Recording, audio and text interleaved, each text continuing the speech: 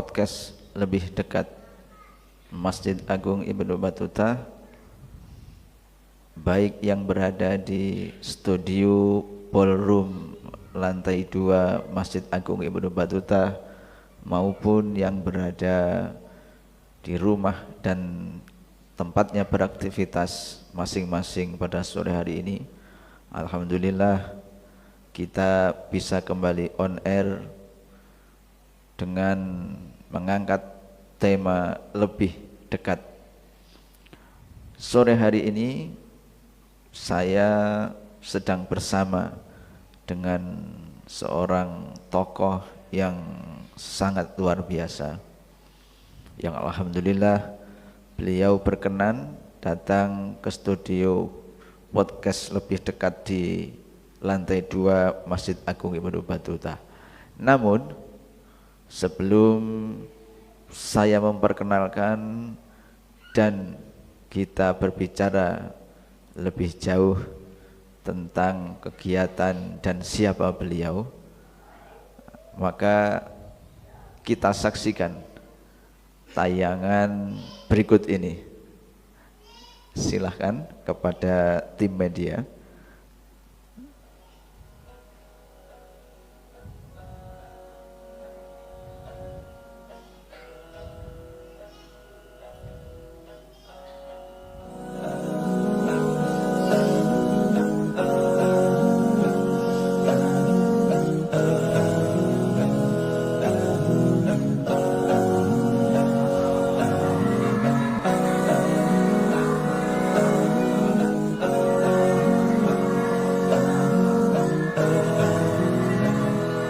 Assalamualaikum warahmatullahi wabarakatuh. Alhamdulillah wa syukurillah la haula wala quwwata illa billah. Allahumma shalli ala sayyidina Muhammad wa ala sayyidina Muhammad. TPQ Asy-Syifa ini berdiri kurang lebih tahun 2005, yaitu awalnya kita numpang ke ustadz yang mengajari anak-anak. Kemudian alhamdulillah tahun 2010 kita punya tempat untuk ngaji anak-anak. Kemudian adanya TPQ ini tentunya perlu kita ketahui bahwa di Bali ini kan mayoritas Hindu. Anak-anak kita yang sekolah di SD negeri maupun SMP negeri itu ada yang mendapatkan pelajaran agama, ada guru agamanya dan juga ada yang tidak. Dan juga tentunya di lingkungan sekolah itu sangat minim untuk pendidikan agamanya. Maka dari itu kita bersama-sama dengan bapak-bapak dan ibu-ibu yang ada di perumahan ini, kita mendirikan TPQ Asy-Syifa. Tentunya tujuannya agar anak-anak ini mendapatkan pendidikan agama yang cukup, yang mana selain pendidikan agama dan juga ada pendidikan akhlak. Di situ ada pendidikan tajwidnya, ada kemudian fikihnya.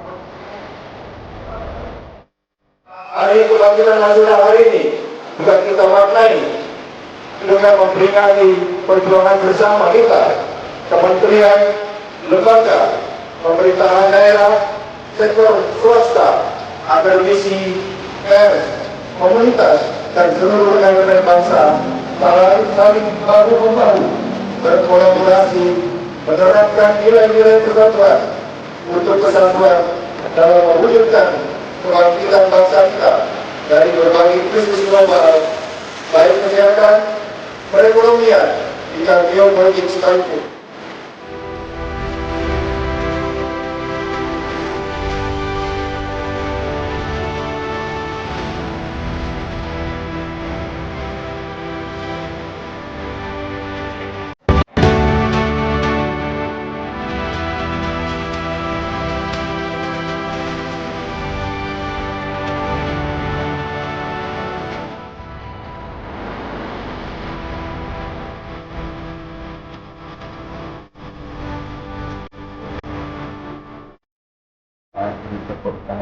tentunya, untuk beliau yang terhormat Bapak Bribka Jono. Selamat datang di podcast lebih dekat Masjid Agung Ibnu Battuta. Yang pertama, kami ingin menghaturkan terima kasih kepada Bapak yang telah berkenan menghadiri undangan kami untuk bergabung, untuk berbagi inspirasi, berbagi motivasi, dan tentunya mengeksplor hal-hal positif melalui podcast lebih dekat ini. Sore hari ini, sesuai dengan yang kita share melalui pamflet maupun flyer, tema kita adalah polisi menginspirasi. Jika hari-hari ini institusi kepolisian diterpa isu-isu yang tidak sedap, maka kita juga harus jujur, harus berani mengeksplor hal-hal yang sedap. Jangan hanya yang tidak sedap yang dibagikan, tapi yang positifnya juga harus berani membagikan. Ini yang disebut adil. Tugas kita itu hanya berbuat baik. Yang menilai itu Allah langsung.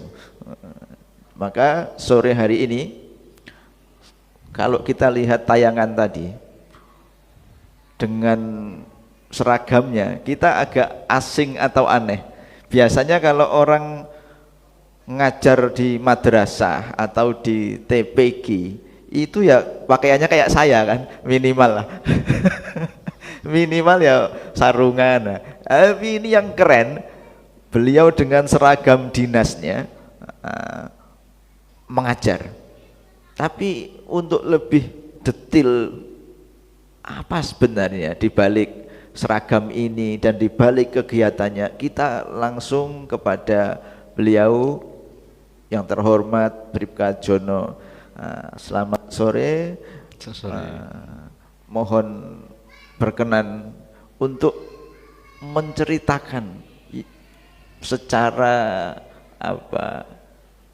detail, secara jelas kepada pemirsa di studio maupun di rumah mengenai kegiatan Bapak yang tentunya sebagai anggota Polda Bali, namun di sisi lain juga seorang tokoh masyarakat.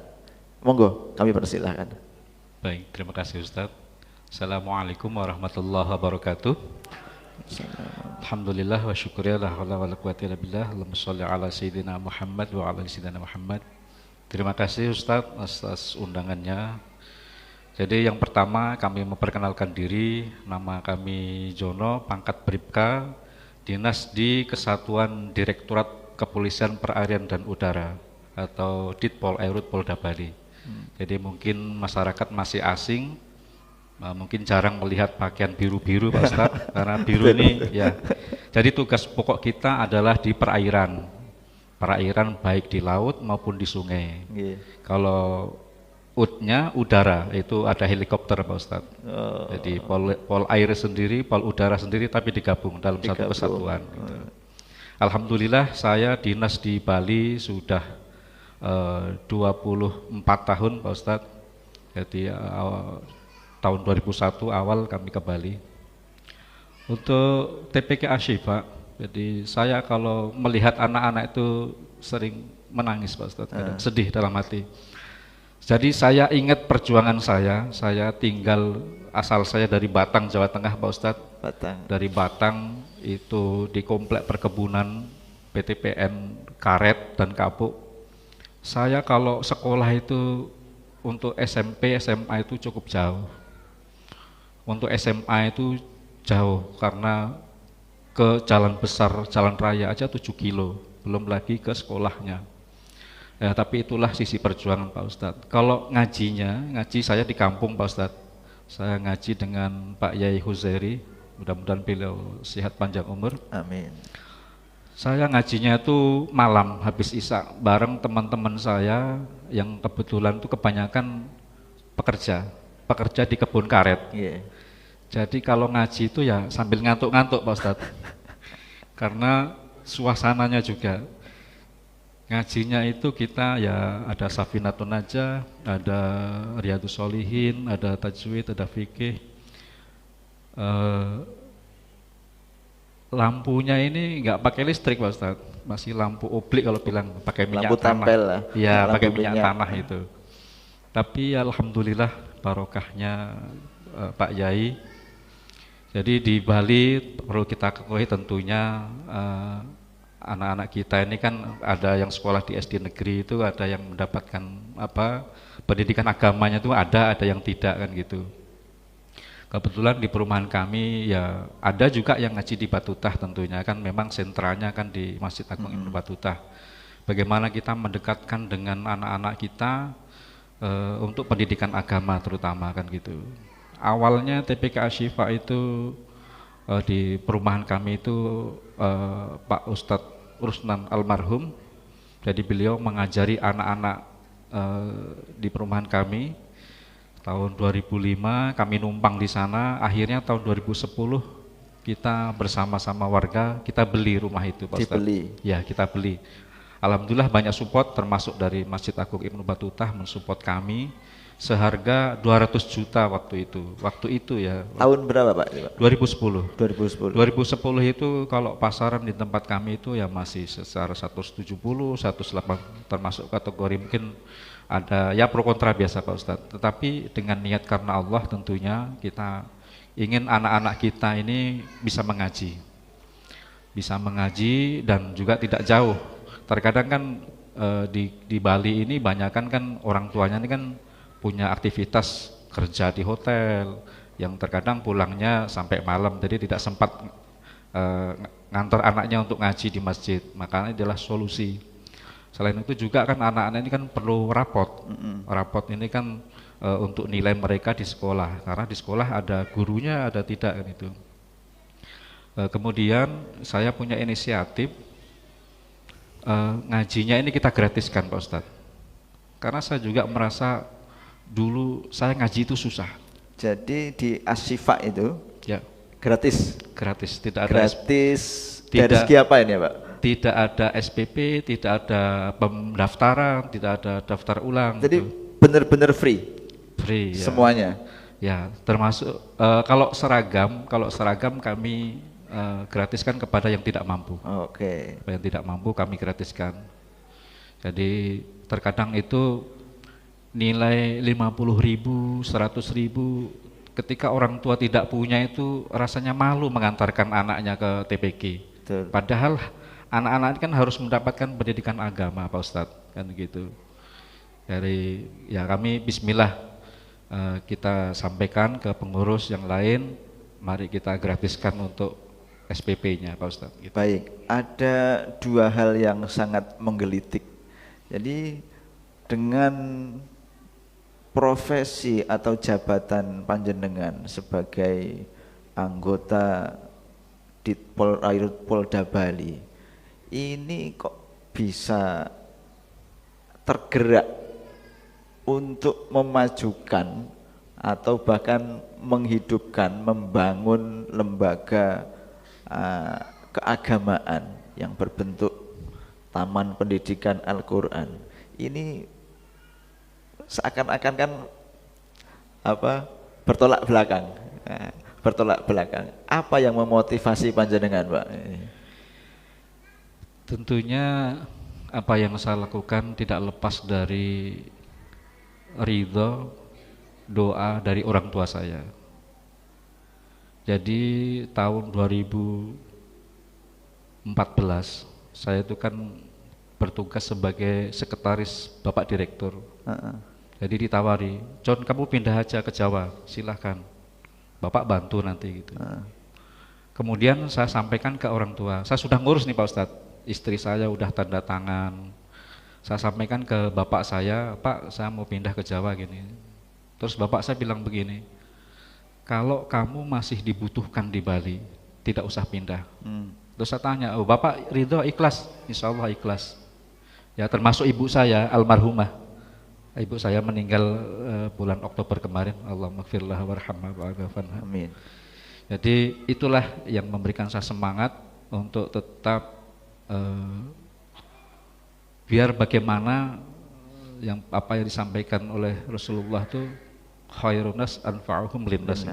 Bagaimana kita bisa menjadi orang yang bermanfaat untuk orang lain, seperti itu.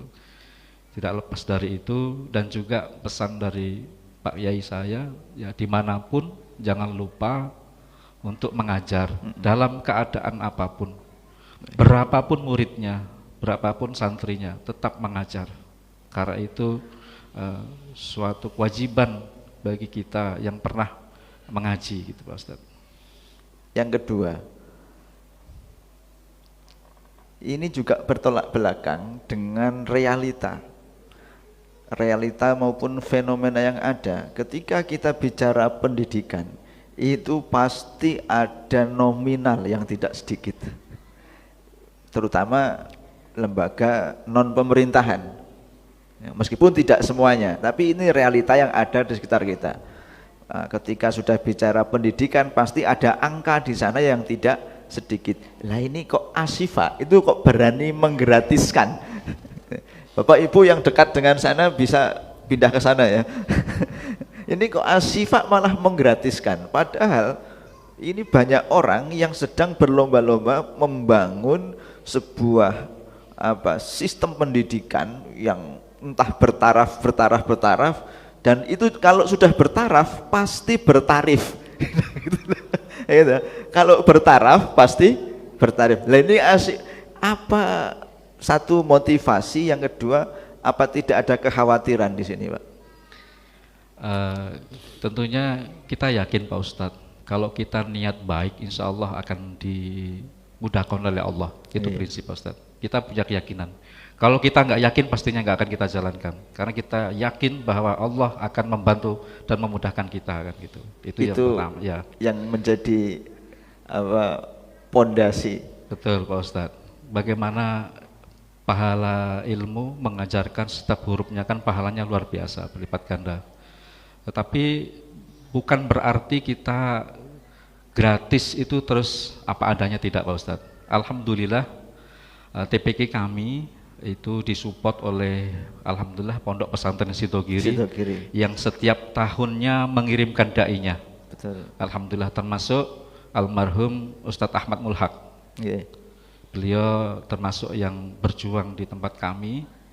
Kemudian ada Ustadz Rahmatullah yang dulu pernah ngajar juga di Batutah, beliau alumni Sidogiri juga, sekarang jadi kepala TPK. Jadi alhamdulillah untuk operasional Pak Ustadz, ya bukan berarti ketika kita gratiskan SPP-nya kepada wali santri, kemudian hak-haknya Ustadz ini kita abaikan. Ustadz Ustazah, jadi ada Ustazah satu, Ibu Nur Hayati, kemudian yang lainnya Ustadz, termasuk saya juga membantu. Jadi untuk Ustadznya, untuk anggaran pendidikan di tempat kami itu ya kurang lebih hampir 5 juta setiap bulan Pak Ustadz, untuk operasional di TPK kami itu. Dan alhamdulillah memang besarannya belum sesuai dengan UMR tentunya, ya kita masih berusaha untuk meningkatkan itu. Dan pendidikannya itu memang untuk santri kami terhubung langsung, terutama yang kelas yang sudah besar itu mengikuti ujian dari Pondok Sidogiri. Jadi ketika Pondok Sidogiri ujian, tempat kami juga ikut ujian dan materinya sama. Gitu. Jadi Bapak Ibu sekalian, TPK Ashifa ini berlokasi di Pondok Raya Kampial ya. Perumahan Raya Kampial di pojokan, mojok Nyerong. Nah, ya bisa dibilang terpencil meskipun rame kalau dari sini. Jadi di pojokan Nyerong. Nah, dan pengajar-pengajarnya ini dari Pondok Pesantren Sidogiri. Pesantren Sidogiri itu termasuk salah satu pesantren tertua di Indonesia, mungkin di dunia. Usianya sudah 300 tahun. Nah, lebih tua dibanding Lirboyo. Lirboyo itu baru 115 tahun, Sidogiri 300 tahun. Dan itu ada santri-santri yang dikirim ke TPK Ashifa ini dan menjadi pengajar-pengajar tetap. Bahkan salah satunya ada yang pernah menjadi pengajar di Ibnu Battuta. Nah, saya menyaksikan sendiri bagaimana kualitas santri-santrinya. Waktu lomba tahun 2023 atau 2024 di MTS Al-Ma'arif, lomba sholat jamaah, itu juaranya TPQ Asyifa. Juara 1 ya. Juara 1. Pas saya jurinya, iki kondi kok asing. Nah, itu juara satunya dari TPQ Asyifa untuk kategori lomba sholat berjamaah. Nah, itu, wah ini saya melihatnya begini. Ini yang ngajari pasti ustadz beneran, ya. Pasti ustadz beneran, maksudnya memang ustadz pondok nyel ngaji kitab gitu. Dari gerakan, dari bacaan, dari tata cara tuh kita bisa membedakan antara yang ngajari ya bukan yang dari pondok dan yang dari pondok, itu bisa kelihatan. Akhirnya nomor 1 itu.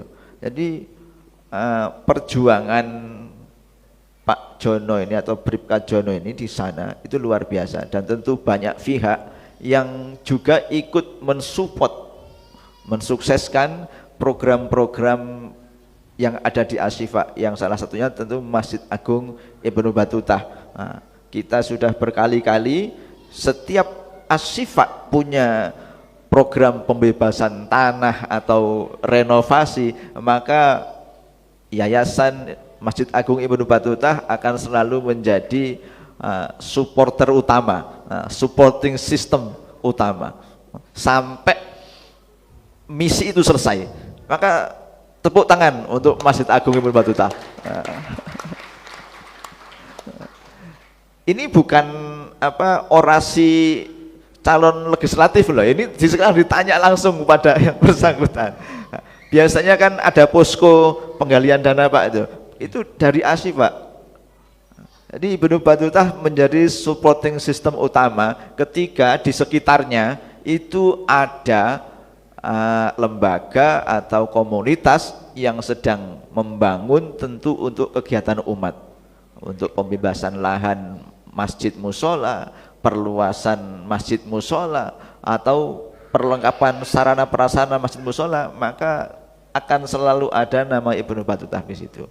Baik, kita lanjutkan, kita masih ada waktu sekitar 8 menit.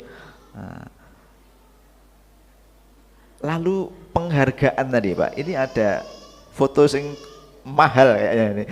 Ini foto mahal. Pemberian penghargaan oleh Kapolda Bali kepada personil Ditpol Airut Polda Bali. Ini penghargaan dalam rangka apa Pak? Baik, jadi komandan kami, yaitu Bapak Dir kami, Direktur Polairut Polda Bali, waktu itu tahun 2003, Bapak Kombes Pol Sulistiono, beliau yang mengusulkan. Jadi ketika melihat video kami, melihat apa yang kami lakukan, beliau mengusulkan kepada Kapolda untuk diusulkan mendapatkan penghargaan dari Bapak Kapolda Bali, dan bertepatan dengan Hari Kebangkitan Nasional waktu itu.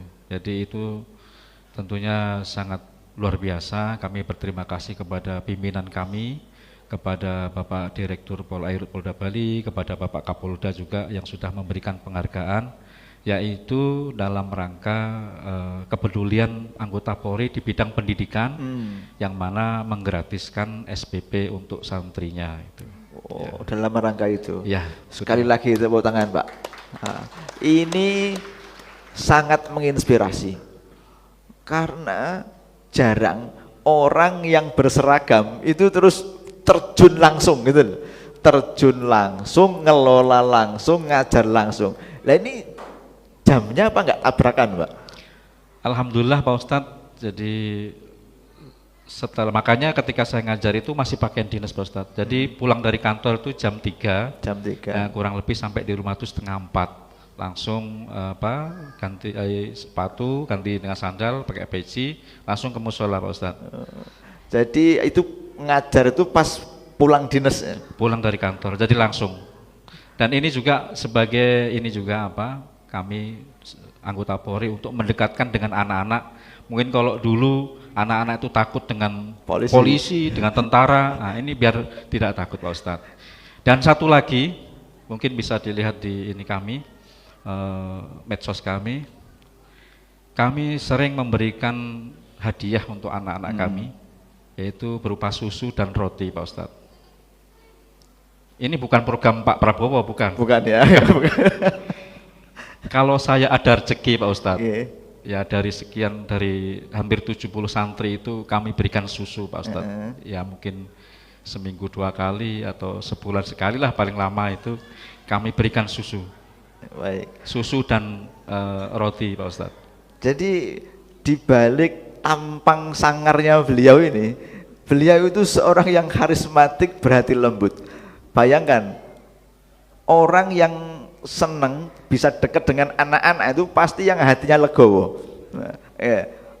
Kok ada anak kecil kok dekat dengan seseorang, terus apalagi banyak ya, bukan satu orang, anaknya sendiri lagi, bukan.